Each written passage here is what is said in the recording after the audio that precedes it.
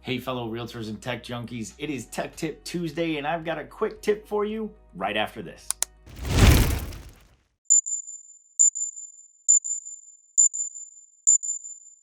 In today's quick tip, I'm going to show you how you can take one computer monitor, one laptop screen, split that screen so essentially it's like having two monitors in one.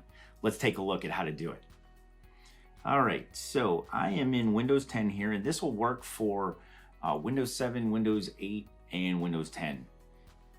So I'm gonna take my browser here and I'm gonna move it all the way over to the left. And you see when I move it to the left, I get that kind of wave pop, and then it shows kind of the outline of the split screen there.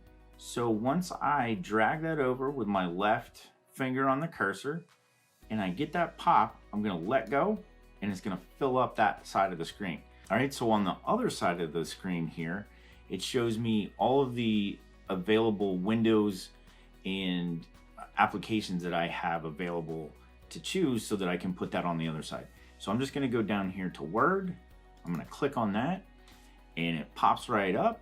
And as you can see, I have just turned one screen into two.